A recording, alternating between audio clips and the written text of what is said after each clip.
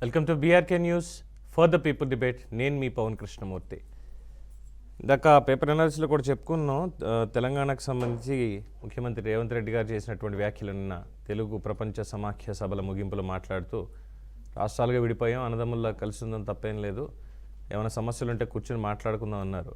But గత 10 ఏళ్లుగా సాగుతున్నటువంటి ఒక సమస్యకి మళ్ళీ ఇప్పుడు అది సొల్యూషన్ అనుకోవాలా, లేదు అంటే సమస్యను మళ్ళీ తిరగతోడుతున్నారు అనుకోవాలా తెలియనటువంటి ఒక పరిస్థితి ఉంది. ఆంధ్ర మీద కాస్త ఇబ్బందికరమైనటువంటి వాతావరణం దీని మీద కనిపిస్తోంది అన్నటువంటిది. ఎందుకంటే గోదావరి నది మీద ఏ రాష్ట్రంలో ఎన్ని ఆనకట్టలు కట్టినా, ఎన్ని వాటికి అనుమతులు ఉన్నాయా లేదా, లేదంటే ఆంధ్రప్రదేశ్ నుంచి ఏమైనా అభ్యంతరం ఉందా, ఎటువంటి అభ్యంతరాలు ఉన్నాయి పరిగణలోకి తీసుకుంటారా అంటే 99.9% ఎక్కడ ఆంధ్రప్రదేశ్ అభ్యంతరాలని పట్టించుకోవట్లేదు. కానీ ఆంధ్రప్రదేశ్లో గోదావరి నది మీద ఏదన్నా ఆనకట్ట లేదా ఏదైనా ప్రాజెక్ట్ కట్టాలి, ఎత్తిపోతల లాంటిది అంటే మాత్రం పైన ఉన్నటువంటి రాష్ట్రాలన్నీ కూడా కంప్లైంట్లు ఇచ్చుకుంటూనే వెళ్తున్నాయి. గ్రీన్ ట్రైబ్యునల్లో కావచ్చు, జల సంఘం బోర్డులో కావచ్చు, సెంట్రల్ గవర్నమెంట్ కావచ్చు, ప్రతి చోట కూడా ఈ కంప్లైంట్లు అనేవి వెళ్తున్నాయి. ఇక్కడ ఆంధ్రప్రదేశ్కి వచ్చేసరికి గోదావరి నీళ్ళు ఏమైనా నిలవ ఉండిపోయి స్టోర్ చేసుకునే కెపాసిటీ ప్రాపర్గా ఉండి ఇంకా ఎక్కువ వాడేస్తున్నాం, మన కింద వేరే రాష్ట్రాలు ఉన్నాయి, మనం వాడుకోవాల్సినటువంటి నీటినన్నీ కూడా వాళ్ళు వాడేసుకుంటున్నారు, ఇలాంటి కంప్లైంట్లు ఏమైనా ఉన్నాయంటే అటువంటి పరిస్థితి ఆంధ్రప్రదేశ్కి లేదు. ఎందుకంటే ఆంధ్రప్రదేశ్లో పారేటువంటి గోదావరి మొత్తం ఆ జలాలన్నీ సముద్రంలో కలిసిపోవడమే. కొన్ని వేల క్యూసెక్కుల నీరు వృధాగా పోతుంది ప్రతి ఏడాది కూడా. వరద ఎంత వచ్చినా ఏం చేసినా కానీ దాన్ని ఎత్తిపోసుకుని సరైన రీతిలో వాడుకుంటే, నదుల అనుసంధానం ద్వారా కావచ్చు, ఇంకొకలా కావచ్చు, ప్రాపర్గా మనం యూటిలైజ్ చేసుకున్నట్లయితే గోదావరి జలాల్ని మొత్తం ఆంధ్రప్రదేశ్ అంతా కూడా సస్యశ్యామలం అవుతుంది. ఆంధ్రప్రదేశ్ మాత్రమే కాదు, చుట్టుపక్కల ఉన్నటువంటి రాష్ట్రాలకి బ్యాక్ వాటర్ ఫెసిలిటీ కూడా ఇంకా పెరిగేటువంటి అవకాశం ఉంటుంది, గ్రౌండ్ లెవెల్ వాటర్స్ పెరిగేటువంటి అవకాశం ఉంటుంది అనేది గతంలో చూడడం జరిగింది.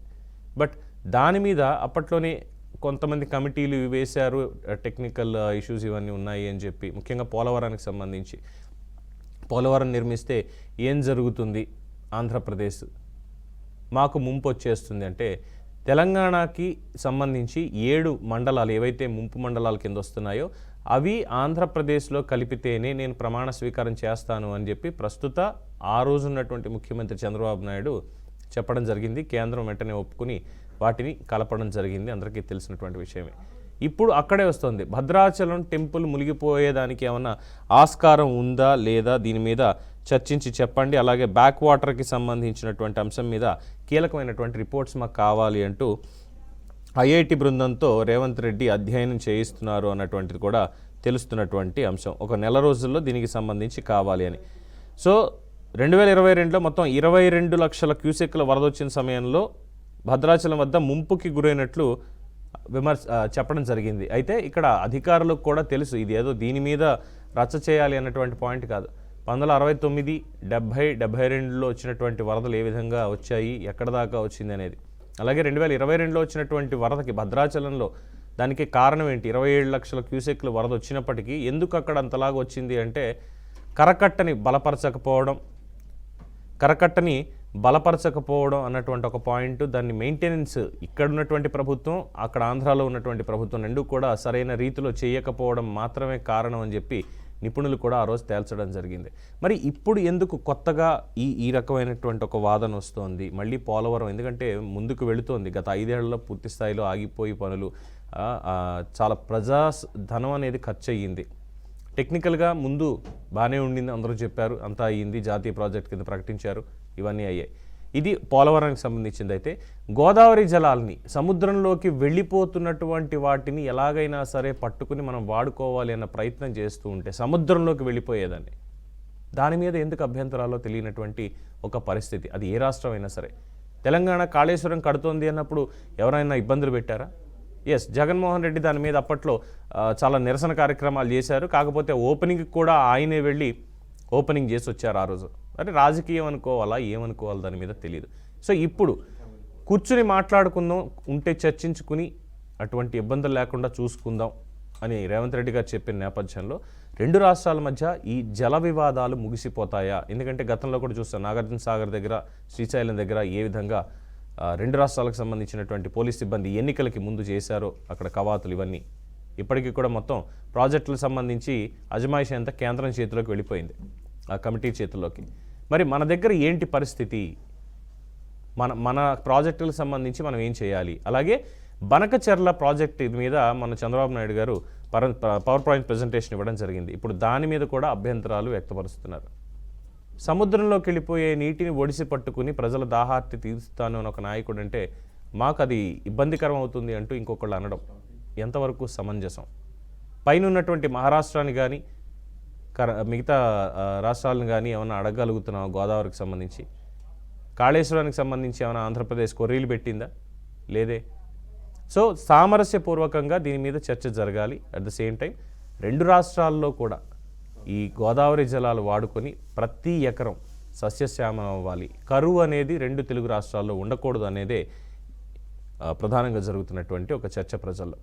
ఇదే ఇవాళ మన ఫర్ ద పీపుల్ డిబేట్. మనతోటి ప్రస్తుతం స్టూడియోలో అందుబాటులో ఉన్నారు డాక్టర్ శివకుమార్ లాల్ గారు, టీపీసీసీ అధికార ప్రతినిధి, అలాగే అనలిస్ట్ డాక్టర్ టి జయరామ్ గారు will join soon, and Nainala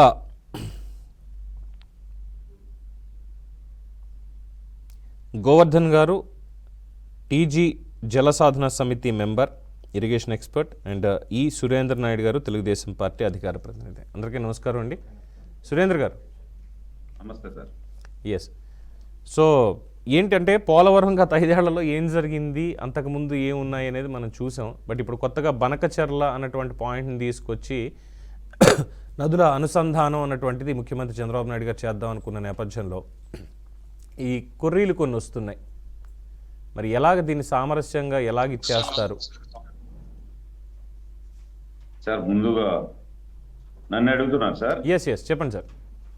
sir ముందుగా మీకు ప్యానల్లో ఉన్నటువంటి పెద్దలకు, అదేవిధంగా బీఆర్కే న్యూస్ వీక్షిస్తున్నటువంటి ప్రేక్షకులకు, అదేవిధంగా బీఆర్కే న్యూస్ యాజమాన్యానికి శుభోదయం తెలియజేసుకుంటూ, గుడ్ మార్నింగ్ సార్.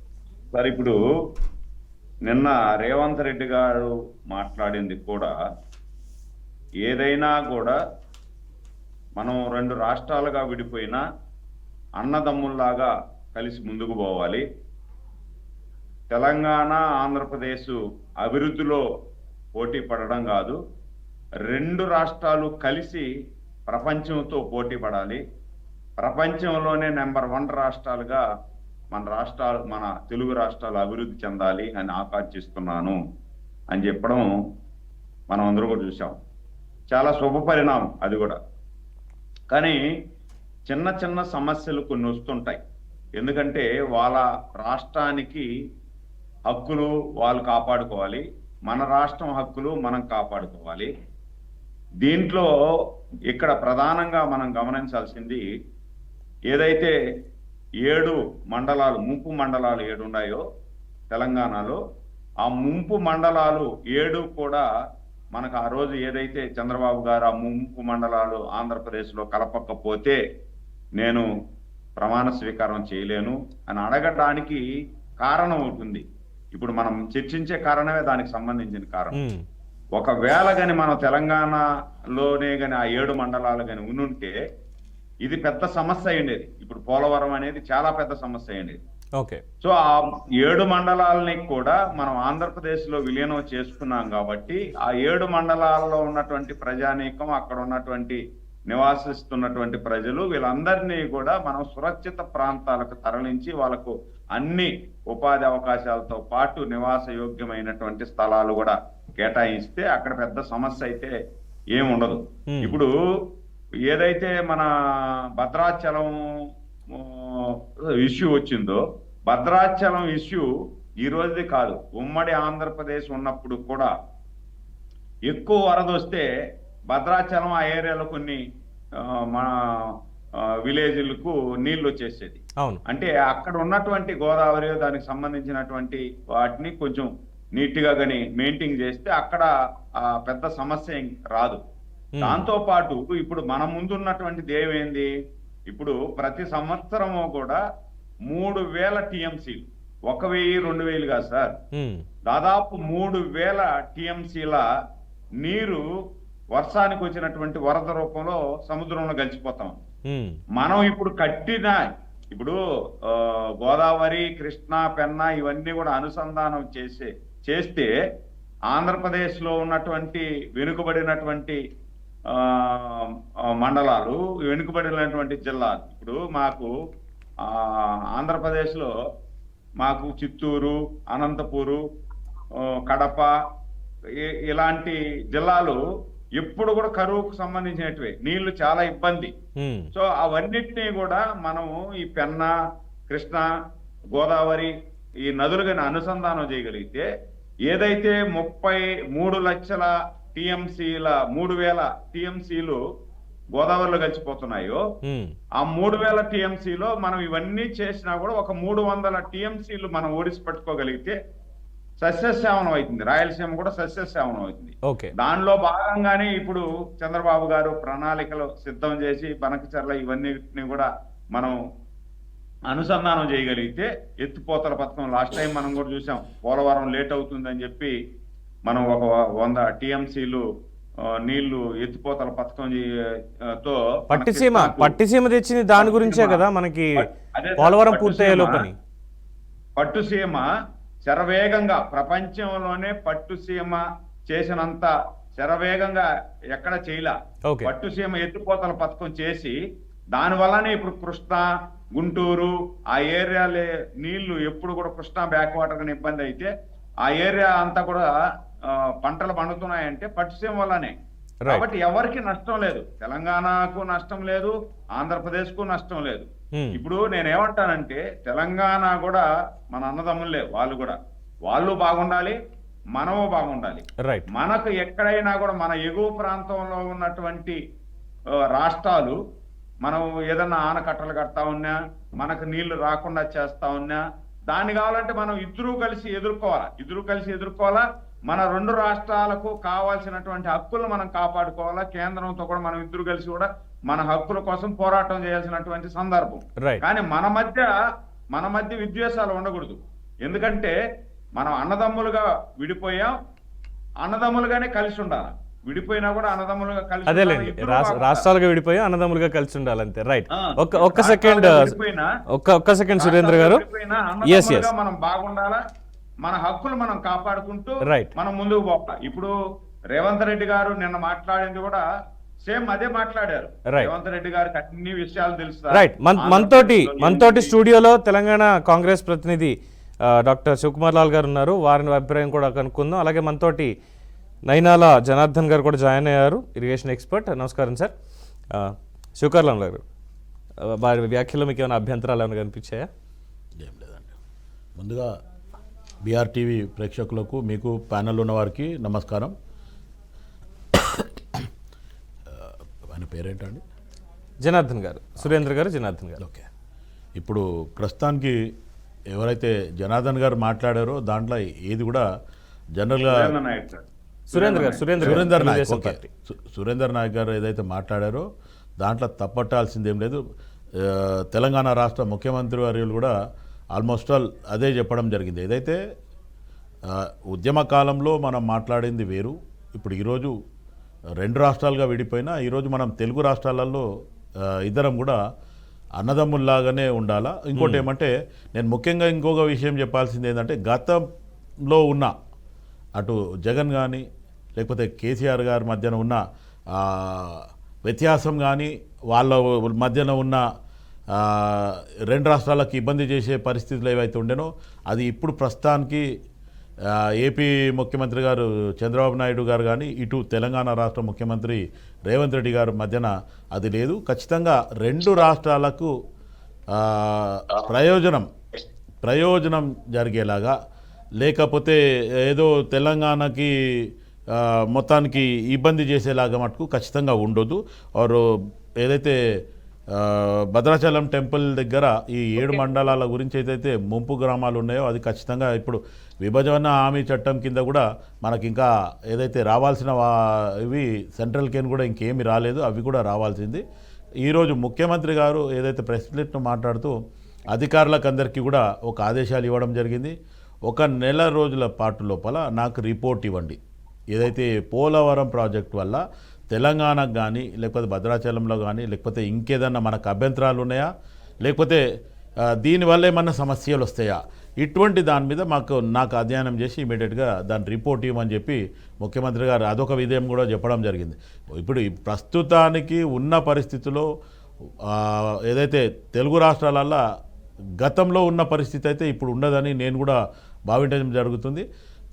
అయితే ఇక్కడ ప్రధానంగా రేవంత్ రెడ్డి గారు చెప్పింది ఏంటంటే ఈ పోలవరం ముంపు మండలాలకు సంబంధించి అలాగే భద్రాచలం టెంపుల్ది అన్న దగ్గర, ఎందుకంటే నేను భద్రాచలంలో అక్కడ పెరిగి వచ్చినటువంటి వాడిని సార్, నాకు తెలుసు అక్కడ వరద వస్తే ఎలా ఉంటుంది అనేది. అలాగే మా ముందున్నటువంటి వాళ్ళు కూడా చెప్పారు 1969, 70, 72, 79, 81, 83లో వచ్చినటువంటి వరదలు ఇప్పటి వరకు అయితే ఎవరు చూడలేదు ఇప్పుడు ఉన్నటువంటి తరం వాళ్ళు. ఆ రోజు వచ్చినటువంటి వరదలకి ఆల్మోస్ట్ టెంపుల్ మెట్ల దాకా కూడా వెళ్ళాయి అని.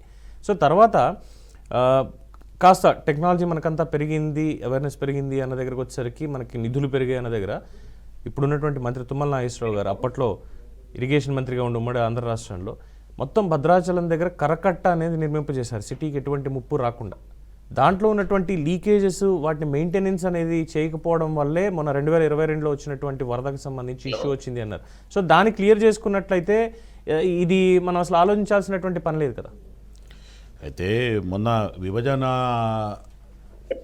జరిగినప్పుడు ఈ 7 ముంపు గ్రామాలది ఏదైతే ప్రాబ్లం ఉందో ఆ ప్రాబ్లం వల్ల ఇది తెలంగాణకి రావాలి లేకపోతే ఆంధ్రాకు పోయింది అనేది రకంగా చాలాసార్లు మనం ఇబ్బంది పడడం జరిగింది. ఇప్పుడు ప్రస్తుతానికి ఏదైతే విభజన హామీ చట్టం ప్రకారం అది తెలంగాణకి తీసుకోవాలనే రకంగా కూడా గతం నుంచి కూడా ఆలోచించడం జరిగింది. ఇప్పుడు మీరు ఏదైతే కరకట్ట గురించి ఏదైతే చెప్తుండ్రో అది నిజంగా కూడా ఈ గతంలో 10 సంవత్సరాలలో దాని మీద మరి దృష్టి పెట్టినరా లేదా అనేది గత ప్రభుత్వాలు ఏవైతే ఉన్నాయో ఇటు తెలంగాణలో కానీ అటు ఆంధ్రాలో కానీ ఇప్పుడున్న పరిస్థితుల మటుకు సామరస్యంగా ఇద్దరు ముఖ్యమంత్రుల్లో ఒక సఖ్యత ఉంది, మంచి ఒక సోదరుల భావం కూడా ఉంది. కాబట్టి ఎట్టి పరిస్థితుల్లో ఇటువంటి ఇబ్బందులు తలెత్తాయి అనేది నేను ఆలోచించాను. రైట్, మనకి ఇరిగేషన్ ఎక్స్పర్ట్ నైనాల్ జనార్దన్ గారు కూడా జాయిన్ అయ్యారు. జనార్దన్ గారు నమస్కారం అండి. గోవర్ధన్ గారు క్షమించాలి. గోవర్ధన్ గారు నమస్కారం. నమస్తే సార్. అంటే ఇప్పుడు 2 రాష్ట్రాలకి ఈ జల వివాదాలు అనేవి కొంచెం చూస్తున్నాం. అంటే గతంలో మనకు ఉమ్మడి రాష్ట్రం ఉన్నప్పుడు అటు తమిళనాడుతో కానీ లేదంటే కర్ణాటకతో కానీ కృష్ణా గోదావరి జలాలు వీటితో మహారాష్ట్రతో కొట్లాడేవాళ్ళం, బాబ్లీ ప్రాజెక్ట్ అని లేదంటే ఆల్మట్టి అని ఇంకోటని.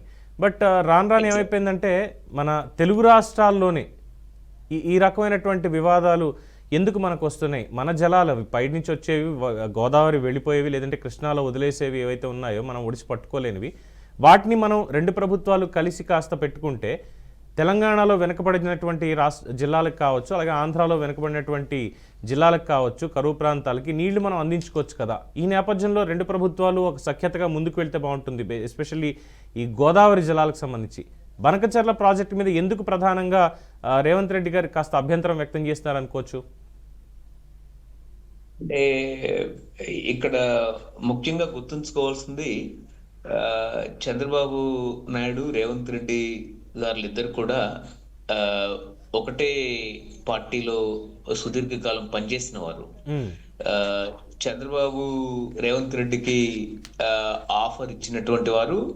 ఈ స్థితికి ఆయన పార్టీలో పనిచేయడము అనేది అత్యంత కీలకమైన విషయం. వాళ్ళిద్దరి మధ్య ఉన్నటువంటి మిత్రత్వం గాని ఒక మెంటర్ గా, ఒక గురువుగా ఈయనకున్నారు. కాబట్టి వీళ్ళిద్దరి మధ్య లేకపోతే 2 రాష్ట్రాల మధ్య ఏదో విభేదాలు వస్తాయని చెప్పేసి నేను ఊహించడం లేదు. ఎందుకంటే 2 రాష్ట్రాలు సుదీర్ఘకాలంగా కలిసి ఉన్న రీత్యా, అనేక దశాబ్దాలుగా కలిసి ఉన్న రీత్యా, పక్క రాష్ట్రాలుగా ఉన్న రీత్యా, భౌగోళిక రీత్యా, వాతావరణ రీత్యా, లేతే భాషా రీత్యా, సాంస్కృతిక సాంప్రదాయాల రీత్యా అత్యంత దగ్గరగా ఉన్నాం. ఇవన్నీ పరిష్కరించుకోవడానికి అమికేబుల్ గా వీలయ్యేటటువంటి విషయాలు. దీంట్లో పెద్ద అంత విభేదించడానికి కావాల్సిన విషయాలు ఏం లేవు. నెంబర్ 1, ఇది తప్పకుండా పరిష్కారం అయిపోతే అమికేబుల్ గా పరిష్కరించుకోవడమే బెటర్. రెండోది, నేను నీటిపారుదల విషయాలకు డైరెక్ట్ గా వస్తాను. ఒకటి, నీటిపారుదల విషయాలకు సంబంధించి గోదావరి నుంచి కానీ కృష్ణా నుంచి కానీ చాలా నీళ్లు ఉన్నాయని చెప్పేసి ఒక చర్చ నడుస్తూ ఉంది. గోదావరిలో సర్ప్లస్ వాటర్ ఉంది నిజమే, కానీ కృష్ణాలో సర్ప్లస్ వాటర్ లేదు. కృష్ణాలో ఆంధ్రాలకు కానీ తెలంగాణకు కానీ మిగతా రీత్యా అటు కర్ణాటక కానీ మహారాష్ట్ర కానీ ప్రాజెక్టులు కడుతున్న రీత్యా మొత్తం కర్ణాటక, ఆంధ్రప్రదేశ్, మహారాష్ట్ర, తర్వాత దాంతో పాటు తెలంగాణ, ఆంధ్రప్రదేశ్ ఇవన్నీ క్రౌడెడ్ డ్యామ్స్ ఎక్కువైపోయినాయి. కృష్ణాలో మనకి నీటి లభ్యత కంటే, వర్షపు యొక్క నీటి లభ్యత కంటే డ్యామ్స్ ఎక్కువైపోయినాయి, ప్రాజెక్టులు ఎక్కువైపోయినాయి, ఎత్తిపోతలు ఎక్కువైపోయినాయి. దీనివల్ల తెలంగాణ కానీ ఆంధ్రప్రదేశ్ కానీ నీరు పైనుంచి ఎగువ నుంచి వచ్చే పరిస్థితి లేదు. కర్ణాటక ఎత్తు పెంచుతూ పోతుంది. కాబట్టి ఇవన్నీ కూడా చాలా జాగ్రత్తగా షేరింగ్ ఆఫ్ ఫైట్స్, దానిలో ట్రిబ్యునల్స్ లో ఫైట్ చేయాలి. గోదావరికి వస్తున్నా నేను. గోదావరికి వస్తే మేము కాళేశ్వరం కడుతున్నప్పుడు చాలా అభ్యంతరాలు ఎవరైనా వ్యక్తం చేస్తారా, ఇప్పుడు ఎందుకు వ్యక్తం చేస్తున్నారు అని చెప్పి చాలా వస్తుంది. అయితే మేము తెలంగాణలో ఉంటున్నటువంటి వాళ్ళుగా మేము కాళేశ్వరం కడుతున్నప్పుడు కాళేశ్వరం అసలు అన్ఫీజిబుల్ ప్రాజెక్ట్. కాళేశ్వరం అనేటటువంటిది ఫౌండేషన్ సరిగ్గా లేవు. అన్నారం మెడిగడ్డ సుందిల్లా అనేది తెలంగాణ సమాజం ఫ్రమ్ ద బిగినింగ్ మొదటి నుంచి వ్యతిరేకించినప్పుడు కూడా కట్టాడు. అది ఏమైపోయిందో కింద 5.5 ఫీట్లు కుంగిపోయింది. అది ఇప్పుడు దాదాపు మేడిగడ్డ లాంటి కాళేశ్వరం ప్రాజెక్టు పనికిరాదు. జగన్ మహారాష్ట్ర ప్రస్తుత సీఎం ఫడ్నవీస్ లేతే కాళేశ్వరం మన కేసీఆర్ ఇనాగ్రేట్ చేసిన అది అయిపోయింది. పోలవరానికి వచ్చేసరికి ఎత్తు ఎంత ఉండాలి, తక్కువ ఉండాలి, లేతే ఎలా ఉండాలి, రెండవది వాటర్ ని మొత్తం ట్యాప్ చేసి గోదావరి జిల్లాలకు కానీ, కోస్టల్ ఆంధ్రప్రదేశ్ కానీ, లేకపోతే రాయలసీమ అనంతపురం ప్రాంతానికి ఇవ్వడము ఏంటి అనేటువంటి విషయానికి సంబంధించి కూడా ఇక్కడ కొన్ని పరిమితులు ఉన్నాయి. అంటే పోలవరానికి సంబంధించి ఆంధ్ర ప్రజలు కూడా ఆలోచించాలి, మీరందరూ కూడా ఆలోచించాలి. రెండవది అంటే మొత్తం ప్రకృతిలో ఉన్నటువంటి, నదిలో ఉన్నటువంటి నీళ్ళన్ని కూడా ఒడిసి పట్టుకోవడము, నీళ్ళు ఇవ్వడము సాధ్యం కాదండి. Very important. ఎందుకంటే 3000 టీఎంసీల నీరు వృధాగా పోతోంది అనుకున్నప్పుడు 3000ని మనం తీసుకోలేము. అందులో అయితే 300. నేను అక్కడికే వస్తున్నాను. అంటే మొత్తం నదిలో ఉన్న నీరంతా కూడా మనం ఒడిసి పట్టి డ్యాముల్లో పెట్టి నీరు ఇవ్వడం కుదరదు. ప్రకృతి మనకు సహకరించదు. ఎందుకు సహకరించదు అంటే ఫౌండేషన్స్ అనేవి అత్యంత కీలకమైనవి. మీ ప్రయోజనాలు, ఆంధ్ర ప్రయోజనాల రీత్యా కూడా, ఆంధ్ర ప్రజల ప్రయోజనాలు కూడా తప్పనిసరి అవసరం. సమాజంలో ప్రతి ఒక్కరి ప్రయోజనం ఉండాలి, కానీ అది ప్రకృతి నియమాలకి అనుగుణంగా ఉండాలి. అంటే అది మన డయాఫ్రమ్ వాల్ 460 కోట్లతో కట్టినటువంటి డయాఫ్రమ్ వాల్ కూలిపోవడానికి ప్రధాన కారణం అక్కడ బేసిక్ ఫౌండేషన్స్ అనేవి చాలా సమస్యగా ఉంది. ఆ ఫౌండేషన్స్ ఈరోజు తెలంగాణలో కాళేశ్వరం ప్రాజెక్టు 6.5 ఫీట్లు, సుమారు 11 గేట్లు, 7వ బ్లాక్ మొత్తం కుంగిపోయినప్పుడు నేషనల్ డ్యామ్ సేఫ్టీ అథారిటీ ఏదైతే వచ్చి ఒక్క చుక్క కూడా దానిలో వాటర్ నిలపడానికి వీలేదు, అన్నారం మెడిగడ్డ సుందిల్లా అని చెప్పేసి చాలా స్ట్రిక్ట్ ఆర్డర్ చేసింది.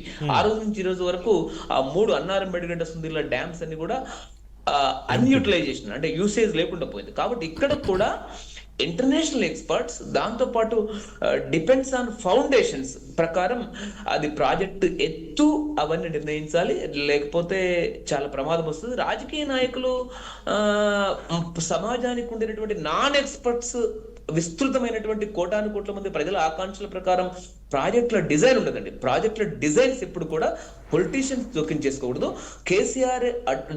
కేసీఆర్ మొత్తం కాళేశ్వరంలో జోక్యం చేసుకోవడం వల్ల ఈరోజు కేసీఆర్ విచారణకు వస్తున్నాడు, మొత్తం చూస్తున్నాడు చంద్రఘోష్ కమిషన్ లో. రేపు ఆంధ్ర ప్రజలు 2017లో దీన్ని డ్యామ్ ని పూర్తి చేస్తాం, నీళ్ళు ఇస్తామని చెప్పేసి కాకుండా దయచేసి చంద్రబాబు నాయుడు గారు కానీ, లేకపోతే ఇక్కడ చర్చలో పాల్గొంటున్నటువంటి నాయుడు గారు కానీ, ఇదివరకు మేము పాల్గొన్నాం సంయుక్తంగా, వీళ్ళందరూ కూడా టాప్ ఎక్స్పర్ట్స్ వదిలేసేయాలండి. టాప్ ఎక్స్పర్ట్స్ దీనిలో ఎవరు కూడా ప్రజల ఆకాంక్షలని, అవసరాలని, నీళ్లు మొత్తం మన భూమి పైన పారించాలనేటటువంటి మన ఆలోచనలు బట్టి డ్యామ్స్ నిర్మాణం కుదరదు. అలా గనక చేస్తే డ్యామ్స్ అన్ని కొలాప్స్ అయిపోయి మొత్తం కొన్ని కోట్లాది మంది ప్రజలు, లక్షలాది మంది ప్రజల జీవితాలు జలప్రలయంగా మారుతాయి. అది వెరీ ఇంపార్టెంట్. నేను 100%. రెండోది ఒక్క విషయం చెప్పి ముగిస్తాను నేను. రాయలసీమ వాటర్ కి సంబంధించి మరే ప్రాంతం నుంచి రాయలసీమకి పెద్ద పెద్ద భారీ ప్రాజెక్టుల ద్వారా నీళ్లు ఇవ్వడం అనేది బేసికలీ రాంగ్. ఇక్కడ మా దగ్గర 4 వాటర్ కాన్సెప్ట్ అనేది టి హనుమంతరావు, రాజమండ్రిలో ఉన్నటువంటి ఒక గొప్ప ఇంజనీర్, ప్రపంచ ప్రఖ్యాత ఇంజనీర్. ఆయన ఉమ్మడి ఆంధ్రప్రదేశ్ కి ఈఎన్సి, ఈఎన్సీగా పనిచేశాడు, ఇంజనీరింగ్ చీఫ్గా పనిచేశాడు. దాదాపు ఒక 30 దేశాల్లో అనేక ప్రాజెక్టులను పరిశీలి చేశాడు. 4 వాటర్ కాన్సెప్ట్ అనేది రాయలసీమకి అద్భుతమైన విషయం. తార్ ఎడారులు రాజస్థాన్లో 300 సెంటీమీటర్లు ఉన్నటువంటి 300 మిల్లీమీటర్లు ఉన్నటువంటి ప్రాంతంలో 300 మిల్లీమీటర్లు ఉన్నటువంటి ప్రాంతంలో ఈరోజు 21,000 గ్రామాల్లో 2 పంటలకి నీళ్ళు ఇస్తుంది. చచ్చిపోయినటువంటి బోర్లను కూడా రీజనరేట్ చేసింది. నేను చెప్పేది Rajasthan, I don't talk about. కాబట్టి రాయలసీమకు ఎక్కడి నుంచో నీళ్ళు ఇవ్వాల్సిన అవసరం లేదు. వర్షపు నీరును అద్భుతంగా ఇవ్వచ్చు. కానీ ఈ రకమైనటువంటి స్కీమ్స్ కాదు అవి. అద్భుతమైనటువంటి దాన్ని కావాలంటే పరిశీలించడానికి గొట్టిగారిపల్లి అని కోహిర్ దగ్గర జహీరాబాద్, సంగారెడ్డి జిల్లా జహీరాబాద్ లో ఒక అద్భుతమైనటువంటి పథకం గత 20 సంవత్సరాలుగా నడుస్తుంది. బహుశా నేను అనుకుంటాను అది చంద్రబాబు నాయుడు గారి ప్రభుత్వం, ఉమ్మడి ప్రభుత్వం ఉన్నటువంటి సమయంలోనే అది ఎస్టాబ్లిష్ చేసి ఉండొచ్చు. ఆయన డబ్బులు ఇచ్చారు. కాబట్టి ఇది రాయలసీమకి నీళ్ళు ఇవ్వడం అనేటువంటిది బేసికల్లీ కరువు ప్రాంతాలకు నీళ్ళు ఇవ్వడం అనేది ఏ నదుల్ని ఎక్కడి నుంచి తీసుకెళ్లడం basically wrong. Please go ahead. Right Gautam గారు, ఒక్క షార్ట్ బ్రేక్ తీసుకుందాం డిస్కషన్లో, దెన్ లేటర్ మిగతా డీటెయిల్స్లోకి వెళ్దాం. ఒక షార్ట్ బ్రేక్ తీసుకుందాం. Welcome back to debate. మనతోటి డాక్టర్ టి జయరామ్ గారు కూడా జాయిన్ అయ్యారు. Good morning sir. Very good morning Pavan గారు. ఎస్, అంటే ఇది పెద్ద ఇష్యూ కింద కాదు, బట్ ఏంటంటే ఒక ఇష్యూని క్రియేట్ చేసే విధంగా కొంతమంది ముందుకు తీసుకెళ్తున్నారు అన్నటువంటి ఒక పాయింట్. ఇరిగేషన్ పాయింట్ వచ్చినప్పుడు అటు తెలంగాణ వాటా తెలంగాణకే ఉంది. ఎందుకంటే తెలంగాణ సాధించుకున్నదే నీళ్లు, నిధులు, నియామకాలు అన్నారు. అందులో నీళ్ల విషయంలోనే ఈ కొట్లాట ఇదంతా వస్తుంది. ముందు రాకూడదు అన్నటువంటి ఒక ఉద్దేశం తప్పేం కాదు. అయితే ఈ బనకచెర్ల అనేటువంటి ఒక ప్రాజెక్ట్ని చంద్రబాబు నాయుడు గారు ప్లాన్ చేస్తున్నారు. గోదావరిలో వెళ్ళిపోతున్నటువంటి, వదిలేస్తున్నటువంటి జలాల్ని ఒడిసి పట్టుకునేటువంటి ప్రయత్నం. ఎంతో కొంత పట్టుకుంటే రాయలసీమ జిల్లాలకు కూడా నీళ్ళు ఇవ్వచ్చు, అలాగే తెలంగాణకు కూడా ఉపయోగపడేటువంటి అవకాశం ఉంటుంది అని. సో దీంట్లో ఎటువంటి అభ్యంతరాలు ఉండవని నేను అనుకుంటున్నా. అభ్యంతరాలు ఏమైనా వచ్చే అవకాశం ఉన్నాయంటారా మీరు? ఒకటి, నీళ్లు మీరు చెప్పినట్టుగా తెలంగాణ పోరాటం డెఫినెట్గా నీళ్లు, నిధులు, నియామకాలు అందులో వేరే డిస్ప్యూట్ లేదు. సో ప్రపంచంలో ఎక్కడ చూసినా కూడా నీళ్ళ విషయం లోపల చాలా కేరింగ్ ఉంటుంది. స్క్వేర్ సిటీ కూడా వచ్చేస్తుంది. డే బై డే మనకున్న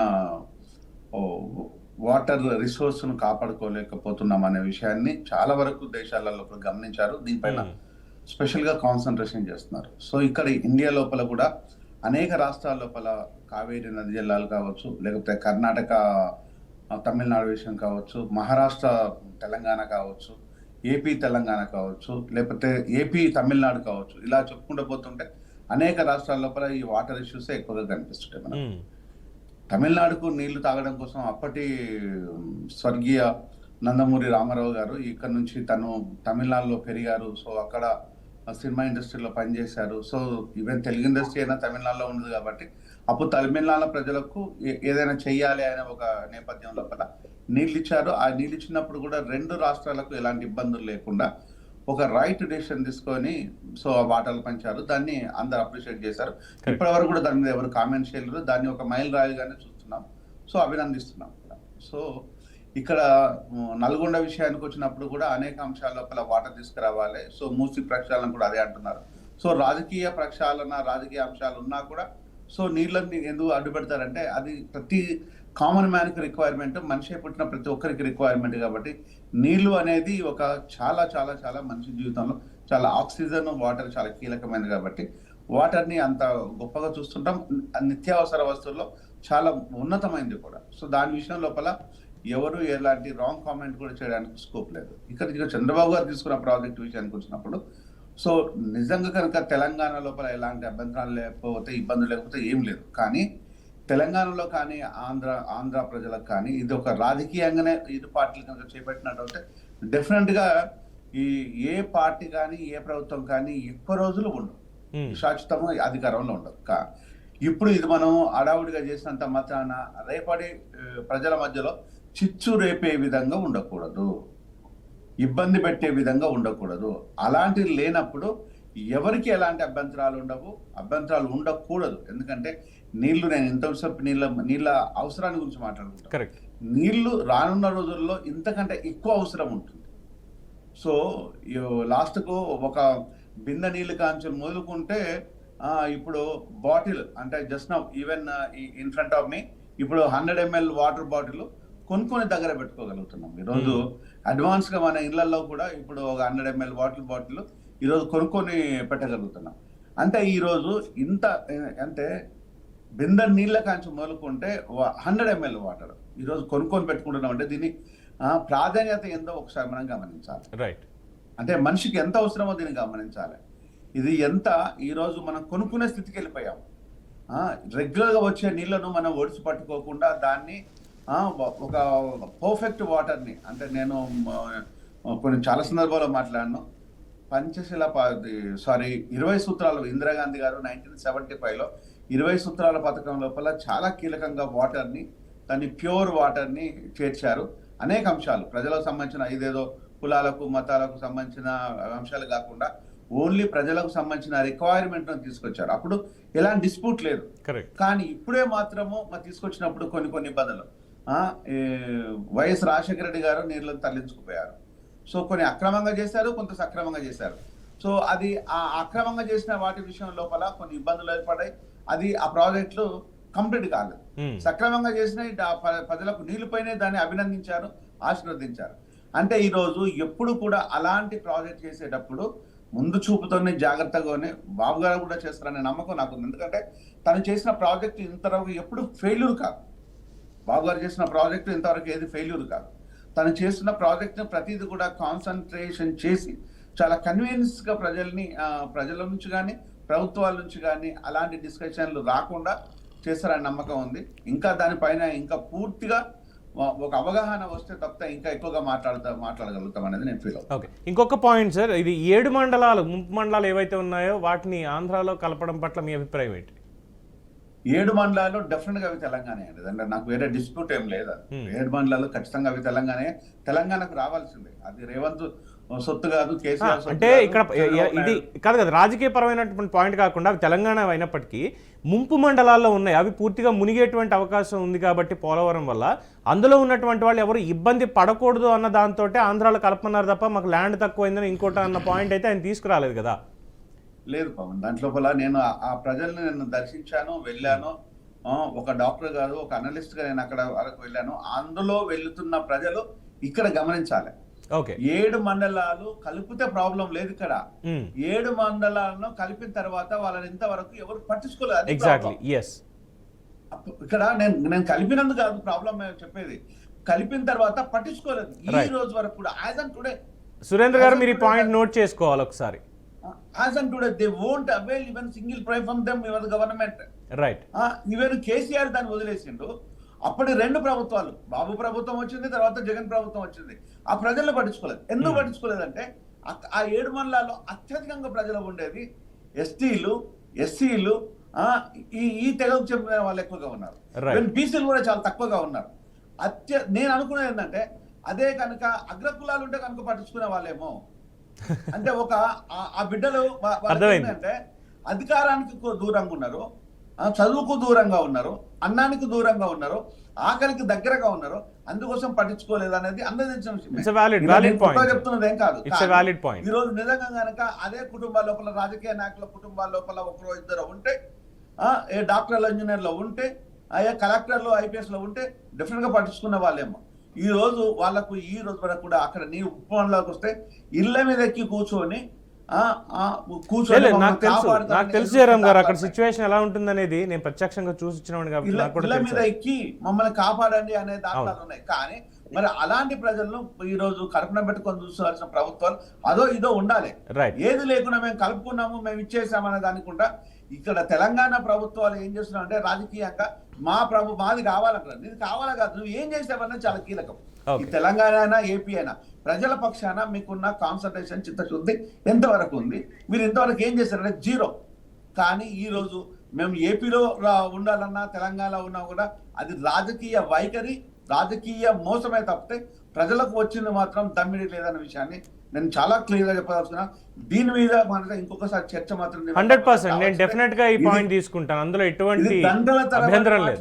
తరగని వెద, ఇది వెద స్టోరీ కాదు, ఇది ఒక కన్నీటి వెద. ఈ వెదను, ఈ 7 మండలాలకు సంబంధించిన వెదను, ఈ కన్నీటి వెదను నిజంగా ప్రభుత్వాలకు చిత్తశుద్ధి ఉంటే ఎవరు తీసుకున్నారనేది ముఖ్యం కాదు. డెఫినెట్ గా తెలంగాణ తీసుకునే దమ్ముంటే ఇప్పుడు ఇమీడియట్ గా ప్రక్షాళన చేసి అక్కడ ప్రభుత్వం కేటాయింపులు చేయాలి. ఆంధ్ర తీసుకున్నా కూడా అదే పని చేయాలి. కానీ ఊరికే మేము తీసుకుంటాం మాది అనే డ్రామా మాత్రం వద్దు అనేది నేను రెండు ప్రభుత్వాలకు సూచిస్తున్నాను. ఎస్, డెఫినెట్గా సురేంద్ర గారు ఈ పాయింట్ని మీరు డెఫినెట్గా నోట్ చేసుకోవాలి. ఎందుకంటే నిన్ననే మనం న్యూస్ కూడా చూసాం, దాదాపు 800 కోట్ల రూపాయలు రిలీజ్ చేశారు, 800 కోట్ల రూపాయలు రిలీజ్ చేశారు ఈ నిర్వాసితులు ఎవరైతే ఉన్నారో పోలవరం నిర్వాసితులు వాళ్ళకి అని వచ్చింది. బట్ ఇప్పుడు డాక్టర్ జయరామ్ గారు చెప్పినటువంటి విషయం చూస్తే నిజంగానే చాలా ఇబ్బందికరమైనటువంటి పరిస్థితి రెండు రాష్ట్రాలకి. శివకుమార్ గారు మీకు కూడా ఈ పాయింట్ చాలా ఇంపార్టెంట్.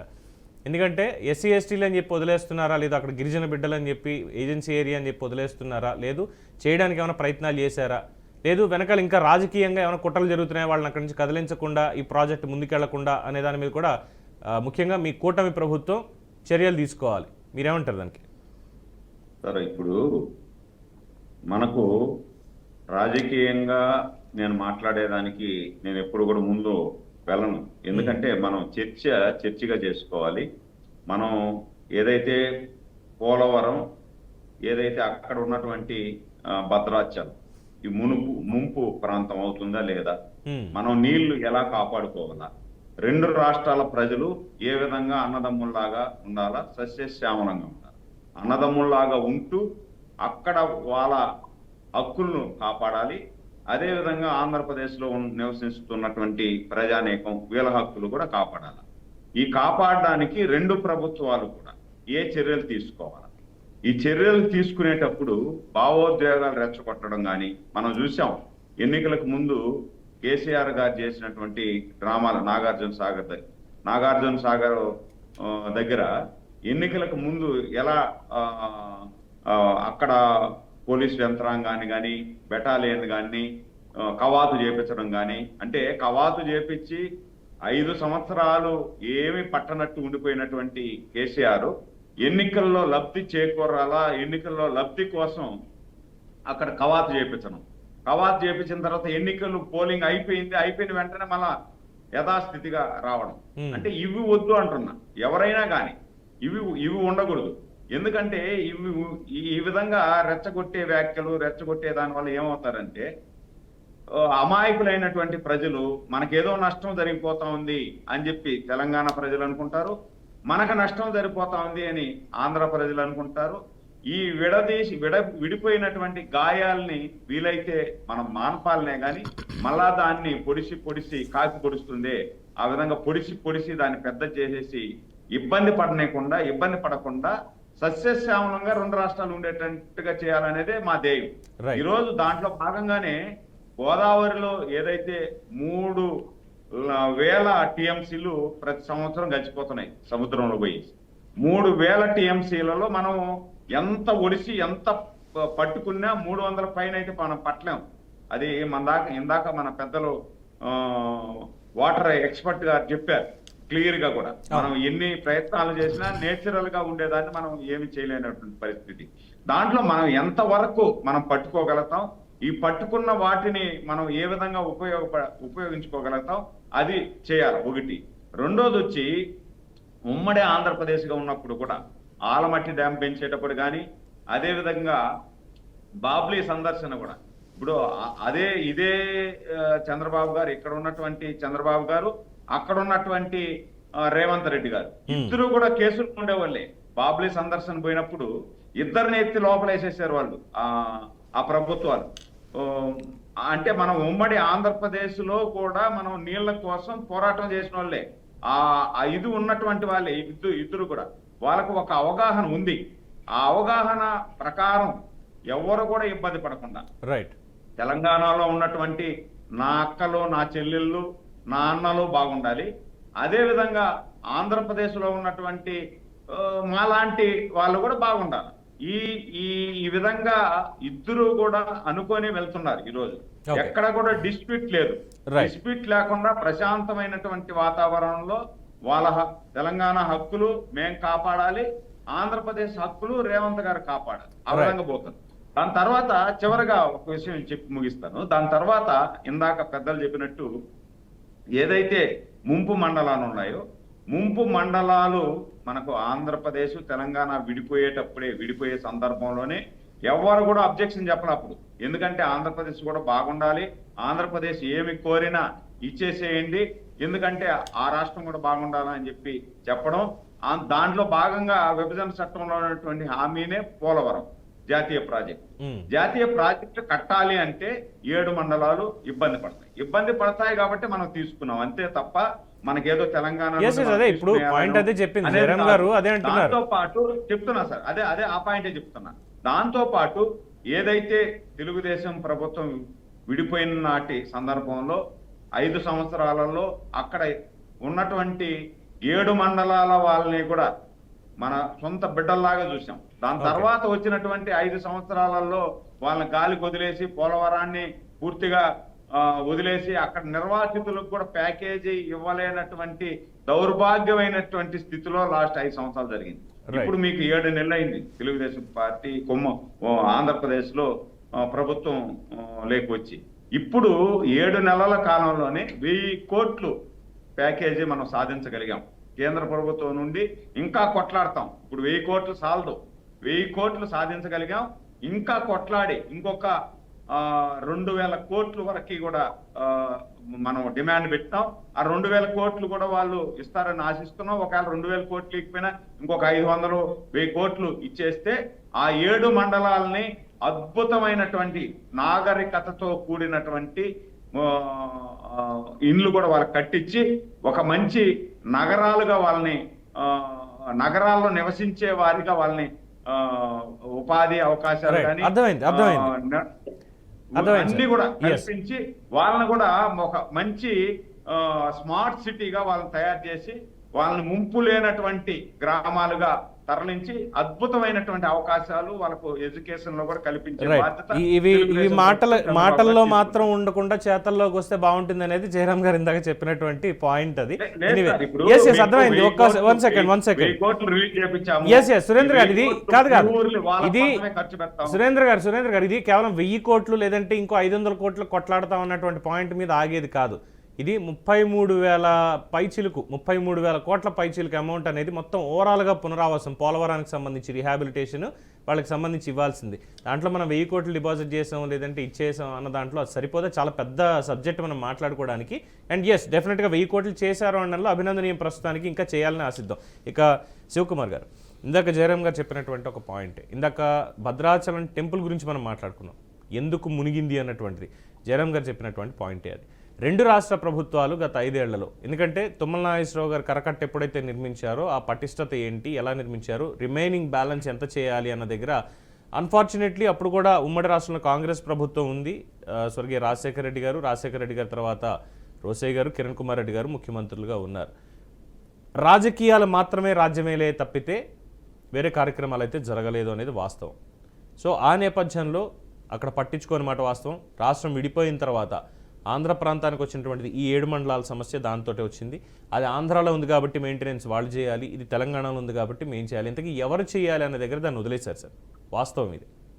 దాంతో 2020, 21, 22 వరదలు వచ్చే భద్రాచలం సిటీకి ముంపు అనేది అక్కడ వచ్చింది. ఇది ఆ చుట్టుపక్కల టెంపుల్కి అయితే మునగలేదో నాకు తెలుసు.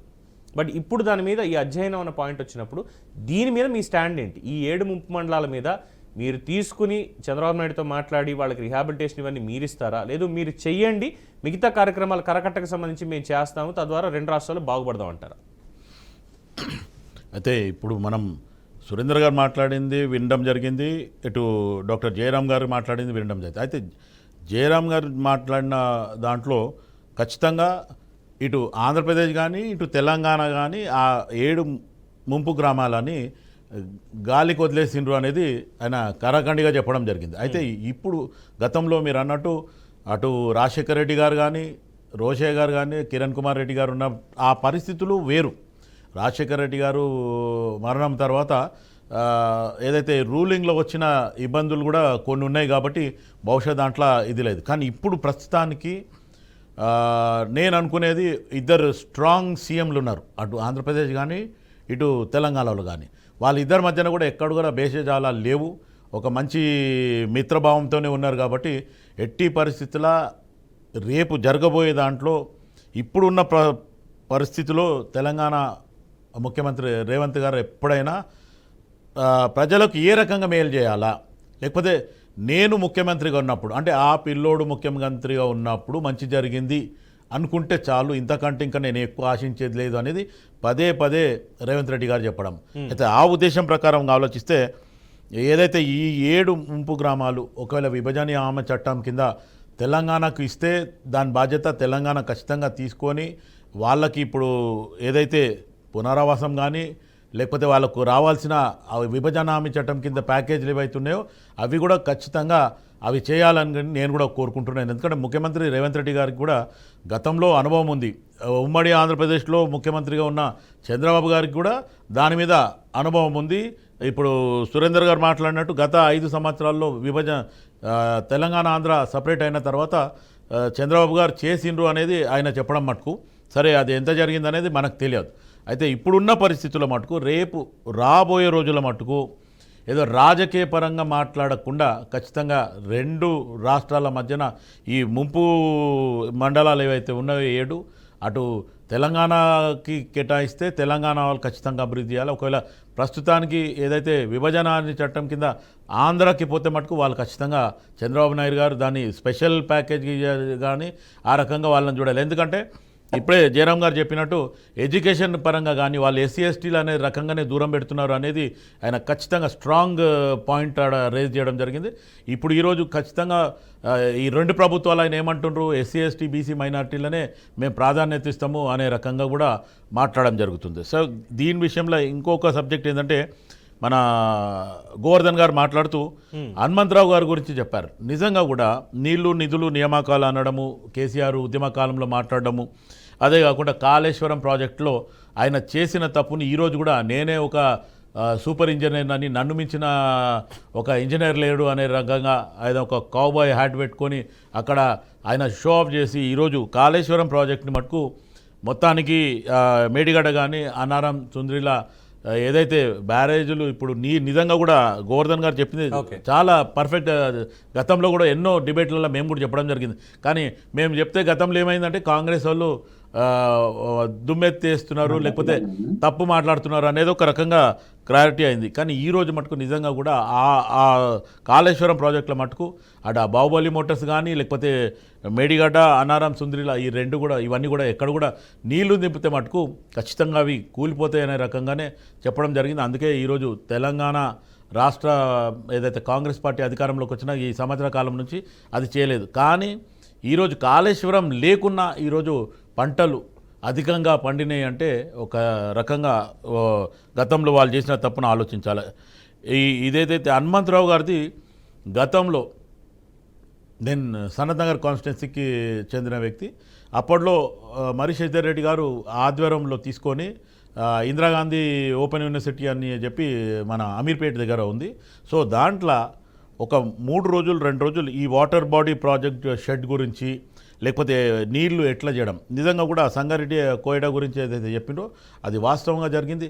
అదే కాకుండా జైపూర్లో కూడా వెళ్ళి అక్కడ కూడా నీళ్లు ఎట్లా తీసుకోవచ్చు, ఒక గుంటల్లాగా తీసేసి అక్కడ నీళ్లు చెల్మలకి వాటర్ రావడం అనేది రెయిన్ వాటర్ ప్రాజెక్ట్ అదే అయితే రెయిన్ వాటర్ ప్రాజెక్టులో అది హనుమంతరావు గారు చేసింది. అక్కడ సెమినార్స్ జరగడం జరిగింది. ఆ సెమినార్స్లో ఆయన పవర్ పాయింట్ ప్రజెంటేషన్ చేస్తూ ఏమేమి జరిగింది, ఎట్లా వచ్చింది, ఆయన ఎట్లా అచీవ్ చేసిండు అనేది అప్పట్లో కూడా చెప్పడం జరిగింది. తెలంగాణ వచ్చిన తర్వాత కూడా ఇటువంటి వాళ్ళ దగ్గర అడ్వైస్ తీసుకో అంటే కేసీఆర్ మటుకు దాన్ని సస్యమెరా అని చెప్పి పక్కన పెట్టడం జరిగింది. ఆయనకు నచ్చిన వాళ్ళని తీసుకొని చాలా ఇబ్బందికరంగా చేసిండు. ఈరోజు కాళేశ్వరం ప్రాజెక్టు చెప్పుకోవడానికే అది భారీ బడ్జెట్ ప్రాజెక్టు ఈరోజు దానివల్ల ఉపయోగం లేకుండా పోయింది. కానీ ఈరోజు ఇంకొకటి ఏంటంటే నాకున్న ఇప్పట్లో 2 ముఖ్యమంత్రుల మధ్యన మంచి సఖ్యత ఉంది. ఇది భేషజాలానికి పోకుండా ముఖ్యమంత్రి గారు ఆల్రెడీ అధికారులకు చెప్పడం జరిగింది. 1 నెల సమయంలో నాకు అధ్యయనం చేసి తెలంగాణకి ఏమైనా ఇబ్బందులు ఉన్నాయా లేకపోతే దీనివల్ల ఏమన్నా ప్రాబ్లం అవుతుందా అనే రకంగా మీరు నాకు రిపోర్ట్ ఇవ్వమని చెప్పి చెప్పడం జరిగింది.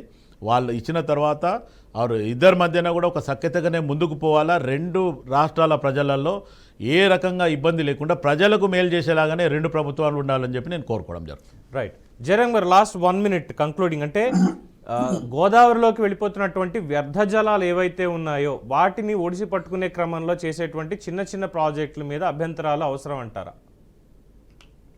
గోదావరిలోకి పోయేది వ్యర్థ జలాలు కాదండి, గోదావరిలో పోయేది మంచి జలాలు. కానీ ఐ మీన్ వ్యర్థ జలాలంటే మనం పట్టుకోలేనటువంటివి, ఎక్కువ ఎక్సెస్ అన్న మీనింగ్ తప్ప వాటి ఉపయోగం లేదని నేను అన్ను. గోదావరి నీళ్లు తాగిన వాడిని. గోదావరిలో ఉండే మంచి జలాలే, దాన్ని ఒడిచి పట్టుకోవడం లోపల మన ప్రభుత్వాలు చాలా విషయాల్లో వేస్ట్ గా ఆలోచిస్తున్నారు. ఎప్పుడైనా కూడా వాటర్ రిసోర్స్ ను పాయింట్ ఆఫ్ చేయడానికి దానికి సంబంధించిన చాలా ఎగ్జాంపుల్ ప్రాజెక్ట్స్ ఉన్నాయి. ఒకటి కాదు, రెండు కాదు. ఇప్పుడు ఒకప్పటి మూసీ నదిని నిజంగా కనుక అది మనం గమనించినట్లయితే దాన్ని పర్ఫెక్ట్ గా ప్లాన్ చేసుకున్నట్టు అయితే హైదరాబాద్ ఎప్పుడు కూడా మునిగిపోదు. వాటర్ ని ఎట్లా బయటికి పంపించాలి, ఎట్లా పంప్ చేయాలి, న్యాచురల్ గా దాన్ని చేసేసారు. ఆ తర్వాత విశ్వేశ్వరయ్య ఇంజనీరింగ్ వ్యవస్థ గురించి మనం మాట్లాడాల్సిన అవసరం లేదు, అంత గొప్పగా ఉంటుంది. సో అంటే ఈ రోజు నాగార్జున సాగర్ విషయంలో కూడా ఇప్పటి వరకు ఎలాంటి డిస్ప్యూట్ లేదు. కానీ కొన్ని వాటి విషయం లోపల ఎందుకు డిస్ప్యూట్ అంటే రాజకీయాలు ఎక్కడైతే ఇన్వాల్వ్ అవుతున్నాయో ప్రజల పక్షాన ఉండకుండా ఓన్లీ వాళ్ళ పర్సనల్ ఎజెండా ఇన్వాల్వ్ అయ్యే దగ్గరనే ఇబ్బందులు ఏర్పడుతుంది. కరెక్ట్. సో ఈ 30 గ్రామాల విషయం లోపల ఈ రోజు దాని మీద పెద్ద ఇష్యూనే లేదు. అది తెలంగాణలో ఉన్న, ఏపీలో ఉన్న ఇష్యూ కాదు. అక్కడ ప్రజల్ని చేసే లోపల వాళ్ళ హెల్త్, ఎడ్యుకేషన్, ఎంప్లాయ్మెంట్ ఇది క్లియర్ గా చూసినట్టు అయితే వాళ్ళు అక్కడే ఉండాలనుకోరు. దానికి సంబంధించిన భూమి ఎంత విస్తీర్ణత ఉందో ఆ విస్తీర్ణత ఇంకో దగ్గర ఇవ్వండి. ఆ ప్రజలను తీసుకొచ్చేసి ప్రజల మధ్యలో పెట్టండి, వాళ్ళని తీసుకొచ్చి పూర్తి ఆసరా పెట్టండి. మేము 1000 కోట్లు కేటాయింపులు చేసినామా, 2000 కోట్లు కేటాయింపులు చేసినామా అనేది కాకుండా ఎంత ఇస్తే సరిపోతుంది సార్? తక్షణంగా ఏదో కాదు లెక్కలేవో చెప్తాం కానీ వాళ్ళకి ఎంత ఇస్తే మాత్రం వస్తుంది? ఆ ఎన్వైరన్మెంట్ లో ఉన్నటువంటి వాళ్ళకి, అడవి తల్లితో బతికిన వాళ్ళకి చెప్పడానికి, పవన్ గారు చెప్పడానికి చాలా చెప్పొచ్చు. ఇప్పుడు మా కేసీఆర్ చెప్పండి ఏం చెప్తాడంటే కరీంనగర్ ను డల్లా చేస్తా అని చెప్పేసిండు. జస్ట్ ఇక్కడ దుబాయ్ చేసి పెట్టేస్తాను, ఓల్డ్ సిటీ లాగానే ఉంది కరీంనగర్ ఉంది, డల్లాస్ అనే ఉంది. డల్లాస్ దుబాయ్ ఎవరైందంటే ఓన్లీ కేసీఆర్ ఫ్యామిలీ అయింది. కేసీఆర్ ఫ్యామిలీ డల్లాస్ లాంటి ఇల్లు కేసీఆర్ కుటుంబ సభ్యులు కట్టుకున్నారు. దుబాయ్ లోపల వీళ్ళు హెడ్ క్వార్టర్ పెట్టుకున్నారు. రైట్. అంతే తప్ప ఈ రోజు ఏం మారలేదు. అది అట్లా వదిలేండి, వాళ్ళ ఎందుకు కానీ మనకి మరి చాలా మంచి పాయింట్లు చెప్పారు నిజంగా. మీతో ఏకీభవిస్తున్నా. నాయకులు చేసే స్టేట్మెంట్ దేనిపైన కూడా చిత్తశుద్ధి ఉండాలి. రైట్. చిత్తశుద్ధి ఉండాలి, ఆత్మ పరిశీలన జరగాలి. Right sir, right sir. ప్రజలు వాళ్ళు అనుకునే విధంగా ఉన్నట్టు అయితే నిరంతర ప్రజల హృదయాల లోపల ఆ వ్యక్తులు ఉంటారు, వాళ్ళు ఎవరైనా పర్వాలేదు. Right sir. Thank you Jayaram గారు, థ్యాంక్ యూ గోవర్ధన్ గారు, థ్యాంక్ యూ సురేంద్ర నాయుడు గారు, అలాగే డాక్టర్ శివకుమార్ లాల్ గారు. అందరికీ మళ్ళీ ఒకసారి good morning and thank you very much for participating in this debate. చూద్దాం, రెండు ప్రభుత్వాలు సఖ్యతగానే ఉన్నాయి, ముందు జాగ్రత్తగానే ఉంటాయని చెప్తున్నారు. మరి వృధాగా పోతున్నటువంటి గోదావరి జలాలను ఒడిసిపట్టి అందరికీ అందించేటువంటి కార్యక్రమం ఇద్దరు ముఖ్యమంత్రులు చేయాలని మరొకసారి కోరుకుందాం. ఇది ఇవాళ ఫర్ ద పీపుల్ డిబేట్. చూస్తూనే ఉండండి BRK న్యూస్, తెలుగోడి సత్తా.